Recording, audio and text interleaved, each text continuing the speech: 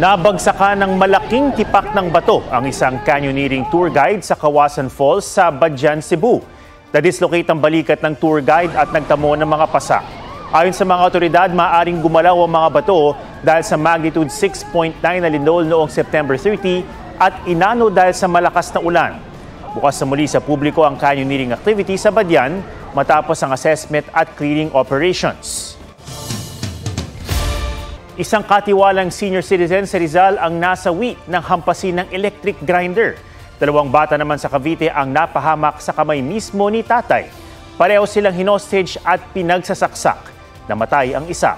Yan ang spot report ni Mark Salazar. Palakad-lakad ang hostage taker sa gusali kung saan sila nangungupahan ng kanyang pamilya sa Dasmariñas, Cavite. May hawak na patalimang suspect, bitbit ang sugatan niyang anak na 7 taong gulang. Pero sa loob ng bahay, patay na pala ang 5 taong gulang niyang anak. May isang punto pang ng hostage ang suspect ng isa pang babaeng boarder. Ayon sa Cavite Police, napilitan silang paputukan ng suspect nang akmang susuguri na sila nito. Napatay ang suspect. Isinugod naman sa ospital ang isa niyang anak pati ang nadamay na boarder. Nakaburol lang mag-ama. Tumangging humarap sa kamera ang misis ng suspect. Pero sinabi niyang na-depress ang kanyang mister at mayroon itong utang. Sa Taytay, Rizal, isang babaeng senior citizen naman na kasambahay ang nasawi matapos pagpapaluin ng electric grinder. Natagpuan siya sa bahay kung saan siya namamasukan. Arestado ang suspect na dating caregiver sa bahay at may hinanakit umano sa biktima. Ayon sa mga pulis, nagkaroon ng alitan ng 2. Hinalait daw po siya nung biktima tungkol sa kanyang pamilya na hindi na po niya nagustuhan. Hindi po bababa sa 8 pukpok po ang ginawa ng ating suspect sa biktima. Kasi daw po yung mga anak ko po ay iba-iba daw po yung tatay. Meron po kasi daw po yung asawa ko, mayroong babae. Sobrang sakit naman po siyempre. Sobrang pagsisisi po. Hindi ko naman po sinasadyang kumantong sa ganong pangyayari. Na-inquest na ang suspect at sinampahan ng kasong homicide. Mark Salazar, nagbabalita para sa GMA Integrated News. Nabasag ang kapayapaan sa Tipo-Tipo, Basilan dahil sa rido o sagupaan ng magkaaway na angkan. Mitya nito ang pagpapasuko sa hinihinalang nakapatay sa kaanak ng kabilang angkan. 4 ang naospital dahil sa tama ng ligaw na bala. May report si Marisol Abdurrahman.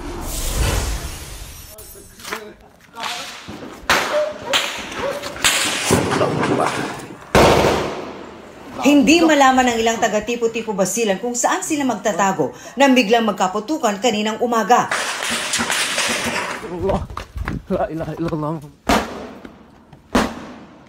Kumalat pa ang balitang under siege ang Tipo-Tipo. Kinansila ang klase sa lahat ng antas pati pasok sa mga tanggapan ng gobyerno. Mahigit 7,000 naman ang lumikas mula sa mga barangay ng Bagidan at Tipo-Tipo proper ayon sa Municipal Social Welfare Office. Ang talagang dahilan ng hidwaan ayon sa militar. So clearly, this is a rido po. Yes, even from the mouth of the governor. Kwento ni Basilan Governor Mujib Hataman. Pumasok kahapon sa Tipo-Tipo ang mga kaanak ng isang ustaj na Dzmi Bahang Tarahin na nabaril sa Lamitan City. Anya, gusto ng grupo na kunin at isuko sa kanila ang suspect na municipal guard sa Tipo-Tipo. Nagkaroon na anya ng pag-uusap. Pinaliwanag natin paano ang proseso. Una, suspect pa lang yon at ongoing yung investigation. Gusto nilang ma-ensure na magkaroon ng justice doon sa kapatid nila. We have to apply the rule of law. Hindi yung dahil napagsuspechahan nila, by force, kukunin na lang. Kaya ikinagulat nila ang pagsiklab ng barilan mula kaninang alas 7 ng umaga. Duda ng 11th Infantry Division ng Philippine Army, may mga lawless element na nakisawsaw sa gulo. Nakontrol na ng mga otoridad ang sitwasyon 11:20 ng umaga. Bumalik na rin sa kanilang lugar ang magkalabang grupo. Ayon kay Hataman, lumagda ang AFP, PNP at mga lokal na leader ng MILF ng Joint Statement of Commitment ng pagpapahupa ng tensyon at pagpapanatili ng kapayapaan. Ang Office of the Presidential Advisor on Peace, Reconciliation and Unity na nakamonitor sa sitwasyon nakiramay sa mga kaanak ni Ustad Tarahin ang nasawi sa Lamitan at kinundina ang karasang nauwi sa pagkamatay niya. Hanggang ngayon, bantay sarado pa rin ng mga sundalo at pulis ang lugar para matiyak na hindi na lalala pa ang sitwasyon. Marisol Abduraman, nagbabalita para sa GMA Integrated News.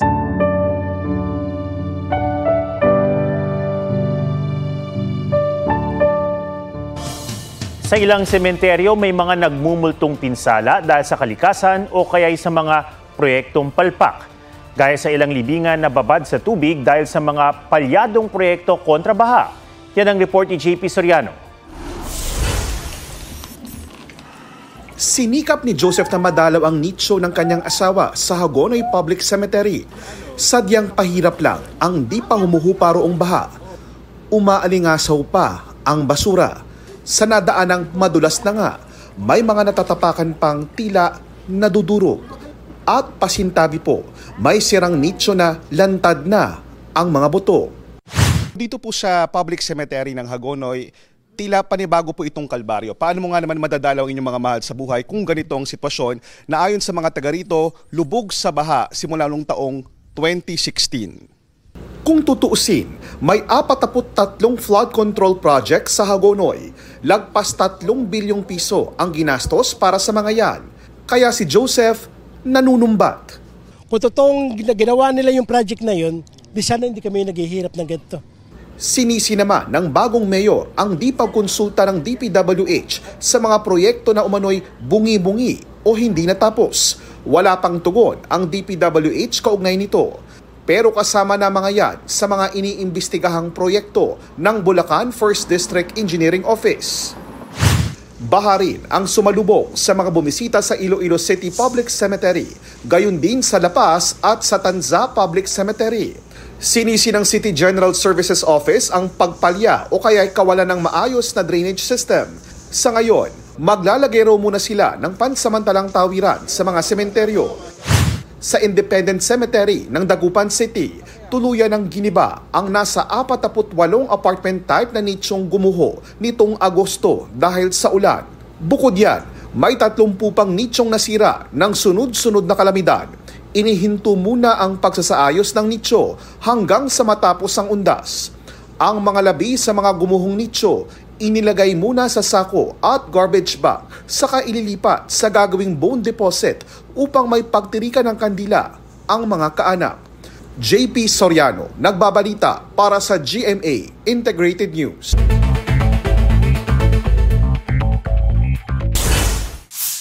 Ferry sumadsad sa Siquijor. Nasagip ang mahigit 300 pasahero. Ayon sa PCG, natangay ng alon ang MV Light Ferry patungo sa mababaw na parte ng dagat. Inaalam ng mga otoridad kung nakasira ng bahura ang disgrasya. Frigate ng Navy ng China na mataang nakabuntot sa BRP Emilio Jacinto ng Philippine Navy sa Baho de Masinloc. Nangyari yan 56 nautical miles mula Zambales sa loob na ng EEZ ng Pilipinas. Namataan din ang 4 na China Coast Guard vessel na sumusunod sa BRP Cape San Agustin ng PCG. Laguna Lake Development Authority sinabing walang nakipag-ugnayan sa kanila tungkol sa reclamation projects sa Laguna de Bay na pinalabas sa umanong flood control project. Wala itong clearance mula sa LLDA. Sa inspection daw nila na pag-alamang DPWH Metro Manila District Engineering Office ang implementing agency. Ikinagulat ito ng LLDA bilang tagapangalaga ng lawa. Dapat lahat ng proyekto roon ay coordinated sa kanila.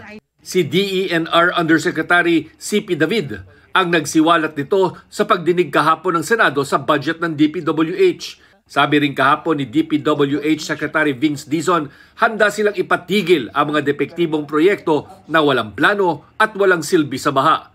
Pero ngayon, ayon sa DENR, i-verify pa ang findings na iniharap nito sa Senado. Nilinaw rin daw ni Dizon na may mga slow protection para sa mga pangunahing road project na kasama rin sa listahan ng flood control projects na isinumitin nito sa Interagency Subcommittee. Ang slow protection sa Laguna Lake Shore sa Taguig City na natalakay sa Senado ay bahagi umano ng road projects at hindi flood control project. Chino Gaston nagbabalita para sa GMA Integrated News. Pinakamahina sa kasaysayan ng naitalang halaga ng piso ngayong araw. Nagsara ang palitan sa 59 pesos and 13 centavos kada US dollar. Sumadsad pa ito sa 59 pesos and 20 centavos sa intraday trading o kasagsagan ng kalakalan. Mismong Bangko Sentral ng Pilipinas ang nagsabing sinasalamin nito ang pangamba ng merkado sa posibleng pagtamlay ng ekonomiya dahil sa issue ng korupsyon sa mga ginagastosang infrastructure project. Inaalala rin daw ng mga negosyante ang posibleng pagluluwag ng monetary policy ng BSP na ibig sabihin bababaan ang interest rates at pararamihin ang umiikot na salapi sa merkado. Sabi ng BSP, dikta ng merkado ang exchange rate at kung manghihimasok man sila sa foreign exchange, ito raw ay para hindi umariba ang inflation o bilis ng pagmahal ng mga bilihin. Suportado pa rin daw ang piso ng mabagal na inflation, mga reforma at masiglang ekonomiya gaya ng pagpasok ng OFW remittance at kita mula sa mga BPO at turismo. Ayon naman sa isang ekonomista, mahalaga ang good governance para makabawi ang piso.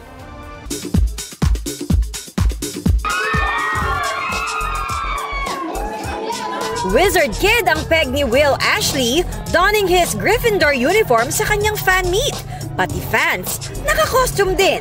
Busy ngayon ang Nation's Son sa shoot ng kanyang MMFF movie at sa taping ng The Secrets of Hotel 88 with fellow ex-PBB housemates. Sa isang picnic nature trip naman muling nagsama-sama ang iba pang ex-PBB housemates. Para bang ayaw umahon sa ilog ni na AZ Martinez, Vince Maristella, Cyril Manabat, Josh Ford at Kira Ballinger. May ayuda pang sweet photos ang Team Kish. Kilig overload naman ang fans ng Breka sa isang simple birthday surprise ni Brent Manalo for Mika Salamanca. Sabi kasi ni Brent sa photos nila ni Mika together, I celebrate you today and every day. Collab we never thought we needed naman sina Michael Sager at Thai actor Om Pawat na nagsama sa racing event sa Malaysia. At tila sepangs agad sila. Nag-comment si Michael na, "Miss you." Reply naman ni Om, mag-Thailand na siya agad-agad. Ready to claim the Miss International 2025 crown ang pambato ng Pilipinas na si Mirna Esguera. Sa kanyang official send-off, pinakita ni Mirna ang kanyang winning grace and readiness for the pageant this November 27 sa Japan. Athena Imperial nagbabalita para sa GMA Integrated News. Matapos ang mahigit 1 taon at 2 bigong tangka, tagumpay na nakapagpisa ng sisiw ang Palawan Hornbill ng Catala Foundation Incorporated. At hindi lang isa, kundi 2. Over 3 months, nagstay yung mothers. Kasi unique yung ng breeding ng Palawan Hornbill, yung babae pumapasok tapos nag-seal siya ng kanyang nest box, no? Tapos isang maliit lang na slit ang iniiwan nila na enough for the male hornbill to bring them food. So very dependent talaga sila sa pagbigay ng pagkain ng lalaki doon sa loob ng nest box. Marami rin daw challenges bago naging matagumpay ang captive breeding. Yung artificial nest box design, kung ano yung best na design para ma-occupy nila. So ibig sabihin, yung gusto namin i-simulate yung nasa natural cavities talaga, yung nutrition din nila kasi nasa captivity. Ang 2 sisiw umalis na rin sa kanilang artificial nest box noong July. Tuloy-tuloy pa rin ang pagbabantay ng Catala Foundation sa species sa ilalim ng Philippine Cockatoo Conservation Program.